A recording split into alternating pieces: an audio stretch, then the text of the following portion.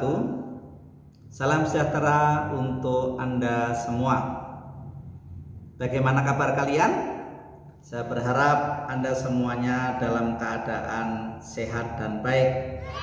Nah, para peserta pembelajar yang saya banggakan, selamat berjumpa kembali dengan saya, Bapak Saifuddin Zuhri, di dalam pembelajaran mata kuliah Character Building. Para mahasiswa yang saya hormati, pada kesempatan hari ini kita akan bahas satu topik yang berjudul meningkatkan literasi media untuk character building. Nah, sebagaimana kita ketahui bersama bahwa di dunia sekarang ini sudah masuk era revolusi industri 4.0. Di dalam revolusi industri tersebut, kehadiran teknologi informasi dan komunikasi sudah menjadi bagian yang niscaya dalam hidup kita. Lihatlah bagaimana budaya dan perilaku kita sehari-hari, hampir bisa dipastikan kita sangat tergantung dengan gadget, kita sangat tergantung dengan jaringan internet. Nah, bagaimana fenomena tersebut dampaknya terhadap pembentukan karakter kita masing-masing? Nah, untuk itu para peserta pembelajar, mari kita belajar bersama dan mari kita kritisi bersama tentang fenomena ini. Nah, sebagaimana kita ketahui bahwa negara Indonesia adalah negara yang sangat terbuka dalam berbagai aspeknya. Katakanlah secara geografis, kita ini berada di dalam posisi persilangan. Ya, baik di antara berbagai benua di dunia ini dengan berbagai sistemnya, dan kita berada di jalur-jalur strategis dunia. Nah, sehingga menjadikan kita secara geografis adalah negara yang sangat terbuka, dan ini sudah terbukti dalam sejarah panjang hingga hari ini. Kemudian secara ideologis, Pancasila sebagai kesepakatan kita bersama juga membuktikan bahwa ideologi ini sangat terbuka, ya, sehingga Pancasila sebagai sebuah konsensus diupayakan menjadi sebuah sintesa terhadap tesa antitesa dua ideologi yang biasanya face to face, ya, antara sosialisme dengan liberalisme dan lain sebagainya. Secara ideologis juga terbuka. Secara politik, sistem politik Indonesia juga terbuka dengan mengadopsi sistem demokrasi yang cenderung liberal multipartai sebagai pilihan sistem tata kelola kekuasaan. Secara ekonomi, konsep ekonomi Indonesia sangat terbuka terhadap pasar bebas, sehingga ekspansi kapitalisme tak lagi bisa dibendung. Begitu juga secara kebudayaan, karakter bangsa Indonesia bersifat akomodatif dengan entitas budaya lain, sehingga banyak terjadi akulturasi budaya di dalam kehidupan kita. Nah, itu semua menjadi faktor-faktor yang menyebabkan Indonesia menjadi negara yang sangat terbuka. Sekaligus perkembangan peradaban di dunia global akan sulit dibendung untuk masuk ke Indonesia. Di antaranya adalah revolusi industri. Sejak revolusi industri pertama hingga memasuki episode sekarang ini, revolusi industri keempat, semuanya mempengaruhi banyak aspek dalam kehidupan bangsa Indonesia. Sekarang ini dunia sedang memasuki revolusi industri keempat, yaitu sebuah kondisi pada abad 21 ketika terjadi perubahan besar-besaran di berbagai bidang lewat perpaduan teknologi yang mengurangi sekat-sekat antara dunia fisik, digital, biologi. Revolusi ini ditandai dengan kemajuan teknologi dalam berbagai bidang, khususnya big data, kecerdasan buatan, robot, blockchain, teknologi nano, komputer kuantum, bioteknologi, Internet of Things, percetakan 3D, dan kendaraan tanpa awak. Itulah di antara berbagai ciri dari kehadiran revolusi industri 4.0 yang sebagian mungkin sudah kita rasakan hari ini dalam kehidupan kita sehari-hari. Nah, para peserta pembelajar, bagaimana dampak itu semua terhadap Indonesia, khususnya adalah bagaimana kehadiran revolusi industri keempat, ya, yang salah satunya adalah indikatornya dengan kehadiran ICT, teknologi informasi dan komunikasi, dampaknya terhadap pembentukan karakter kita, dan apa yang harus dipersiapkan untuk itu semua. Nah, sebelum kita masuk lebih jauh ke sana, para peserta pembelajar, ada sebuah data yang menarik untuk kita cermati dan kritisi. Baru-baru ini Microsoft melakukan sebuah survei tahun 2020, belum lama, ya, yaitu mengukur tentang indeks keberadaban digital atau Digital Civility Index, yang menunjukkan di mana tingkat keberadaban pengguna internet atau netizen sepanjang tahun 2020. Nah, hasilnya sangat mengejutkan para peserta pembelajar. Karena salah satu di dalam indeks tersebut ada sebuah angka indeks yang menunjukkan bagaimana posisi Indonesia di dalam survei tersebut. Nah, peserta pembelajar bisa melihat tampilan data sebagai berikut. Di antara negara-negara Asia Tenggara saja, ya, indeks kesopanan netizen di Indonesia menduduki level terendah. Kita bisa lihat angka di situ. Singapura mendapat skor 59, Malaysia 63, Filipina 66, Thailand 69, Vietnam 72, dan Indonesia 76. Semakin tinggi angkanya, semakin menunjukkan kerendahan peradabannya. Salah satu bentuk peradaban di situ, keberadaban di situ adalah tingkat kesopanan, ya. Indonesia dinilai oleh indeks tersebut sebagai bangsa yang paling tidak sopan di Asia Tenggara jika dibandingkan dengan negara-negara lain. Nah, ini tentu sebuah hasil survei yang sangat memprihatinkan di tengah stigma dan stereotip bahwa bangsa kita adalah bangsa yang ramah, bangsa yang murah senyum, bangsa yang santun. Tetapi ketika diukur indeksnya di dunia maya, ini tentu saja konteksnya adalah perilaku di dunia maya karena berbasis internet, kita mendapatkan skor paling rendah. Ya, walaupun itu angkanya tinggi, artinya bahwa ketidaksopanan kita di dalam dunia maya atau di dunia digital itu termasuk bangsa yang paling rendah. Nah, ini tentu sebuah pertanyaan yang menarik untuk kita persoalkan bersama. Nah, tabel berikutnya bisa kita lihat bahwa bagaimana perilaku netizen Indonesia di dunia maya. 46% itu berisi tentang hoax. Nah, ini luar biasa. Kemudian 47% penipuan, 27% ujaran kebencian, dan 13% kontennya berisi tentang diskriminasi. Nah, tentu ini sebuah hasil survei yang sangat mengejutkan dan sekaligus memprihatinkan bagi kita semua. Nah, menghadapi fakta tersebut, kita tidak usah berdebat apakah metodologinya valid atau tidak, apakah di dunia nyata kita seperti itu atau tidak. Tapi setidaknya kalau kita berpikir positif, mari kita gunakan hasil survei tersebut untuk mengkoreksi diri. Bukankah kalau kita lihat sehari-hari dalam kehidupan kita melalui berbagai media, dengan jelas kita bisa melihat bagaimana perilaku-perilaku budaya kita hari-hari ini, yang salah satunya adalah disebabkan oleh hadirnya media internet.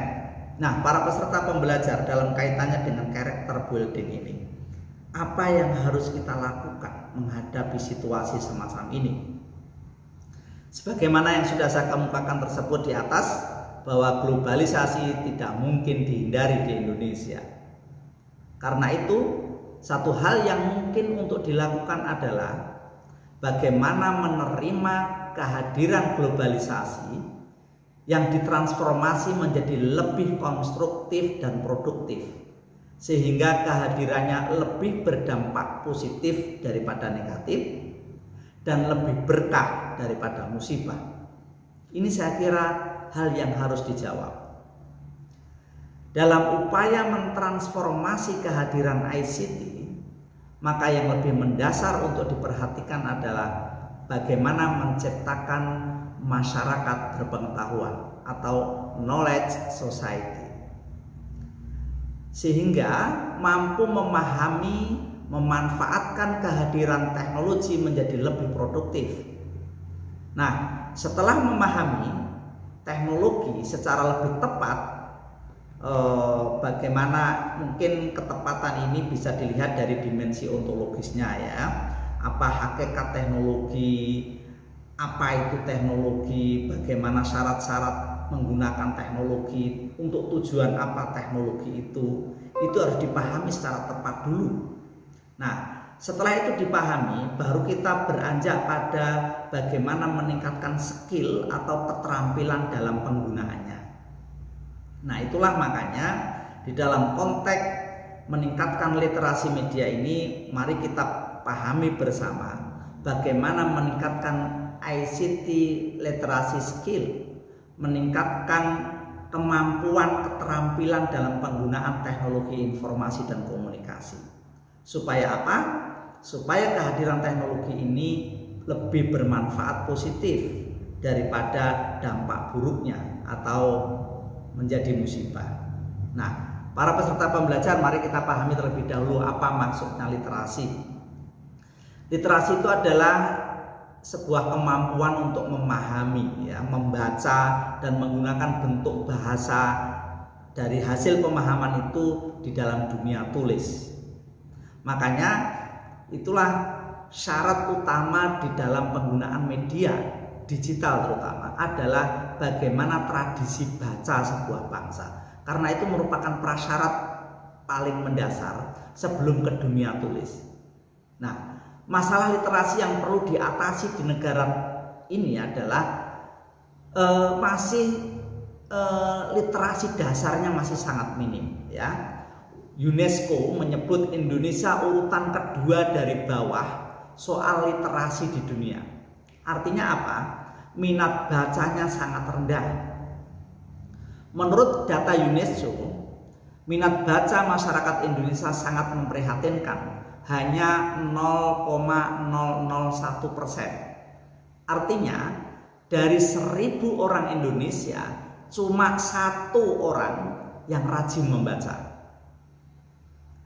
Nah, angka UNDP juga mengejutkan bahwa angka melek huruf orang dewasa di Indonesia hanya 65,5% saja. Sedangkan tetangga kita, Malaysia, sudah mencapai 86,4%.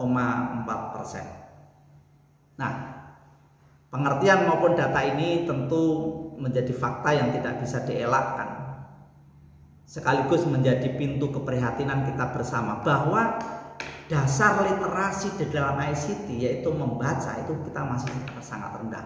Itulah mengapa para peserta pembelajar menjadi sangat korelatif mengapa hasil survei Microsoft tahun 2020 yang dirilis belum lama ini menunjukkan bahwa tingkat kesopanan dan perilaku bermedia internet di Indonesia, para kaum netizen di Indonesia sangat buruk. Nah, para peserta pembelajar, berikutnya mari kita pahami apa itu media. Kalau tadi judulnya literasi media, kedua adalah media. Mengutip sebuah definisi yang disampaikan oleh Kang Ara dalam sebuah bukunya yang diterbitkan tahun 2014 halaman 16, mendefinisikan media adalah alat yang digunakan untuk memindahkan pesan dari sumber kepada penerima. Nah, seiring dengan perkembangan zaman, proses kontak sosial atau komunikasi antar manusia sekarang ini praktis selalu termediasi. Artinya apa? Proses transmisi pesan atau informasi hampir selalu menggunakan media. Hadirnya media ini kian membesar pengaruhnya ketika media sudah menjelma menjadi industri dan bersifat massal. Maka kemudian lahirlah media massa. Dan di dalam perkembangan hari ini, media massa itu kemudian berkembang lebih pesat lagi muncullah new media atau media baru. Kalau kita lihat sejarah perkembangan pola komunikasi manusia ya di dalam peradabannya, dulu kita berkomunikasi sering didominasi komunikasi bersifat langsung antara komunikator dengan komunikan, bertemu langsung, berinteraksi langsung. Disitulah proses-proses komunikasi bisa ditangkap secara lebih holistik. Orang menyampaikan pesan, bercakap-cakap, menyampaikan informasi, bisa melihat mimik wajahnya, ekspresi, gestur tubuh, tekanan suara dan lain sebagainya. Tapi seiring dengan perkembangan zaman, manusia semakin meluas, hubungannya semakin kompleks, dan ditambah dengan hadirnya media, maka pola-pola komunikasi, bentuk interaksi menjelma menjadi komunikasi yang termediasi, diperantarai oleh media. Kemudian lahirlah media massa. Dengan terjadinya industrialisasi media, muncul media massa. Kemudian perkembangan terbaru adalah muncullah media baru. Salah satu bentuknya adalah media sosial. Nah, dari dua pengertian tersebut, literasi dan media, maka literasi media merupakan istilah dari melek media, itu sederhananya begitu ya. Literasi media adalah kemampuan untuk menyaring, memilah, dan memilih pesan-pesan yang terdapat dalam media massa maupun new media, baik cetak maupun elektronik. Itulah pengertian dari literasi media. Jadi kemampuan untuk memilah dan memilih mana yang perlu, mana yang tidak, mana yang baik, mana yang buruk. Nah, kunci dalam literasi media yaitu berpikir kritis ya atas semua konten media. Ada beberapa pertanyaan kritis dalam memilih atau menilai sebuah informasi di media, seperti untuk siapa pesan dalam media itu diperuntukkan, siapa target audien atau khalayak dari pesan tersebut, dari perspektif siapa pesan tersebut disampaikan, menyuarakan siapa pesan itu, dan yang terakhir kepentingan, ideologi, dan nilai-nilai yang melatar belakangi dari pesan yang disampaikan melalui media itu. Nah, inilah beberapa hal yang perlu dikritisi ketika khalayak, audien, publik itu menerima sebuah pesan atau informasi dari media. Itu bisa dilakukan, mungkin dilakukan ketika khalayak penerima pesan tersebut sudah relatif literate atau literasi medianya bagus. Kalau tidak, maka khalayak akan. Para peserta pembelajar, ada berbagai upaya untuk meningkatkan literasi media di masyarakat kita, baik yang dilakukan oleh pemerintah maupun oleh masyarakat sendiri. Tentu saya berharap kita semua menjadi bagian dari peningkatan literasi tersebut. Jangan justru sebaliknya, kita menjadi bagian dari korban media itu sendiri. Tentu ini sangat disayangkan, apalagi posisi Anda adalah sebagai kelompok kaum intelektual. Tentu kita harus selalu meningkatkan literasi kita masing-masing di dalam bermedia, dan kemudian berupaya untuk menyebarkan literasi tersebut kepada lingkungan kita masing-masing.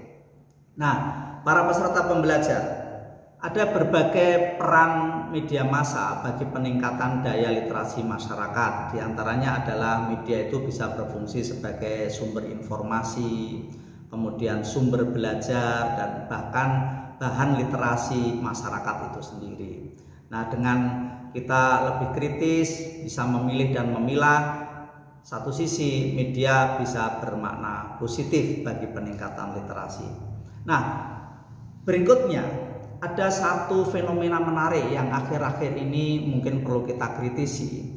Bukan sekedar media massa, apalagi media massa konvensional ya, yang cetak, apalagi sekarang sudah mati suri dan memasuki era akhir. Banyak media massa konvensional di tingkat dunia bahkan banyak yang gulung tikar. Di Indonesia sendiri beberapa koran populer sudah mulai bangkrut dan hari demi hari menyusut luar biasa. Nah, sekarang ini kehadiran media baru atau new media, salah satu bentuknya adalah medsos atau media sosial. Nah, media sosial ini merupakan saluran atau sarana pergaulan sosial secara online di dunia maya atau berbasis pada internet. para pengguna atau user media sosial berkomunikasi, berinteraksi, saling kirim pesan, mengupdate status, dan saling berbagi atau sharing dan membangun jaringan atau networking. Nah, menurut pengertian dasar, saya merujuk pada sumber Wikipedia, media sosial merupakan media online dengan para pengguna atau user bisa dengan mudah berpartisipasi, berbagi, dan menciptakan isi meliputi blog, jejaring sosial, wiki, kemudian forum, dan dunia internet. Nah, bedanya kalau media konvensional itu biasanya pola komunikasinya itu satu arah, tapi kalau media baru ini sudah dua arah ya. Semuanya bisa berposisi sebagai produsen atas pesan maupun informasi. Nah, para peserta pembelajar, ada beberapa karakter dari media sosial. Saya merujuk pada Campbell, kemudian Terry, Michelle dalam buku yang berjudul Communication Walk ya, sebagaimana dikutip di dalam Wikipedia, menyebutkan bahwa media sosial mempunyai ciri-ciri sebagai berikut. Pertama, pesan yang disampaikan tidak hanya untuk satu orang, namun bisa ke berbagai banyak orang, contohnya pesan melalui SMS atau internet ya. Jadi khalayaknya, sasarannya sangat masif ya, sangat luas. Kemudian pesan yang disampaikan bebas tanpa harus melalui gatekeeper. Gatekeeper itu kalau dalam media konvensional ada namanya time editing, ada kebijakan redaksional ya, ada kode etik, jurnalistik, dan lain sebagainya. Itu ada yang perlu diedit, ini yang disampaikan mana, yang tidak mana. Itu biasanya ada proses-proses seleksi semacam itu. Tapi kalau di media sosial karena berada dalam kecepatan yang tinggi, biasanya praktis tanpa melalui suatu proses gatekeeper ya. Kemudian ketiga, pesan yang disampaikan cenderung lebih cepat dibanding dengan media lainnya. Dan yang terakhir, penerima pesan yang menentukan waktu interaksi, biasanya bersifat real time. Nah, inilah karakteristik dari media sosial. Para peserta pembelajar saya yakin sudah sangat familiar dengan jenis-jenis media sosial tersebut. Ada YouTube, WhatsApp, ada Facebook, ada Instagram, ada TikTok, ada Line, ada Twitter, dan lain sebagainya. Nah, saya yakin ini sudah menjadi bagian dari atribut Anda berkomunikasi, bahkan menjadi bagian dari gaya hidup dan identitas Anda. Nah, para peserta pembelajar, tentu media sosial ini atau medsos ini memiliki dampak positif dan dampak negatif. Ya, kalau dampak negatif tadi sebagian sudah saya kemukakan, bagaimana sekarang dalam proses-proses pembentukan identitas, media massa menjadi salah satu rujukan paling dominan generasi muda saat ini. Bahkan di kalangan anak-anak sekalipun, sekarang afiliasi kelompok, cara pembentukan himpunan sosial mereka itu lebih banyak diikat oleh ikatan-ikatan media sosial. Begitu juga sistem jaringannya ya, peranatanya itu banyak merujuk pada media sosial tersebut. Tentu kita bisa saksikan banyak data menunjukkan itu, kriminalitas ya, cybercrime, kejahatan di dunia maya. Indonesia termasuk menjadi catatan hitam di dunia ini yang sering terjadi kejahatan di dunia maya. Nah, tentu yang kita inginkan adalah dampak positifnya ya. Bagaimana kehadiran media sosial ini meningkatkan produktivitas, memperluas jaringan, tapi sekaligus juga ada proses-proses pemaknaan yang lebih positif dan produktif. Nah, para peserta pembelajar, kehadiran teknologi ini memang signifikan membawa perubahan sosial di dalam struktur masyarakat kita, di dalam budaya kita sehari-hari. Tentu kita harus meningkatkan kewaspadaan. Sekedar untuk sharing saja, bagaimana untuk bijak di dalam bermedsos ya, bermedia sosial. Mungkin diantaranya adalah mari kita biasakan untuk berpikir sebelum mengunggah sesuatu ya. Resikonya ditimbang, konsekuensinya ditimbang ya, karena bukan tidak mungkin tindakan-tindakan di media sosial itu yang sangat mudah dan sangat cepat itu semudah menggerakkan tombol di keypad dari alat-alat komunikasi itu bisa memiliki resiko hukum ya. Di Indonesia ada undang-undang ITE dan lain sebagainya. Jadi itu cara pertama, yaitu mari kita berpikir ulang, menimbang-nimbang sebelum mengunggah sesuatu. Kedua adalah karena media massa ini sangat terbuka, sangat liar, sangat masif, sangat cepat, maka kita harus bisa mengelola emosi. Orang dengan demikian sangat mudah, sangat spontan untuk merespon sesuatu. Nah, kita sebagai bagian dari media itu, maka kita harus bisa menahan emosi ya. Jadi harus bisa memilah-milah itu. Ketiga adalah bagaimanapun hidup ini harus diimbangi dengan sesuatu yang nyata. Walaupun dunia maya sangat dominan dalam pola-pola interaksi kita, mari kita imbangi dengan hal-hal yang bersifat real dan nyata. Di dalam konteks literasi adalah walaupun Anda mungkin sering merujuk pada sumber-sumber internet, maka imbangi pula dengan membaca buku secara manual. Karena dampak psikisnya, kognisinya itu akan sangat berbeda antara Anda membaca dari layar-layar monitor Anda dengan membaca buku secara manual. Biasanya tingkat memori itu jauh lebih internalisasinya jauh lebih baik membaca buku secara manual ya. Jadi tetap jangan tinggalkan membaca buku secara manual. Dan keempat tentu saja persoalan etik ya. Perilaku manusia itu kan dinilai dari dimensi etiknya. Di dunia maya juga ada etikanya ya. Apalagi kalau di dunia maya rekam jejak itu sangat sulit dihapus. Maka kita harus berhati-hati, harus tetap mengedepankan dimensi etiknya. Dan kelima, mungkin walaupun salah satu karakter dari dunia maya itu adalah privasi sangat sulit untuk dijaga. Apalagi kultur masyarakat kita adalah masyarakat komunal, berbagi. Maka bagaimanapun kalau Anda mengunggah bermedia sosial, maka jagalah privasi. Hal-hal yang bersifat intim, personal, ya, pribadi itu tolong jangan diunggah ke media sosial. Termasuk data-data pribadi. Nah, orang Indonesia ini sering rentan terhadap kejahatan di dunia maya maupun pelaku kejahatan itu sendiri karena begitu mudahnya kita mengumbar, mengupload, mengunggah sesuatu yang sebetulnya bersifat privasi. Nah, itulah para peserta pembelajar bahasan dari kehadiran media baru di dalam kehidupan kita sehari-hari. Nah, kaitannya dengan karakter building adalah mari kita berupaya supaya kehadiran media baru tersebut justru akan memperkuat identitas, akan membentuk karakter building kita yang baik. Nah, saya kira salah satu cara adalah meningkatkan literasi bermedia. Demikian para peserta pembelajar yang bisa saya sampaikan. Semoga menjadi pintu masuk kita untuk semakin berpikir kritis dan menjadi pintu masuk juga kita untuk bermedia sosial menjadi lebih baik. Demikian, kurang lebihnya mohon maaf.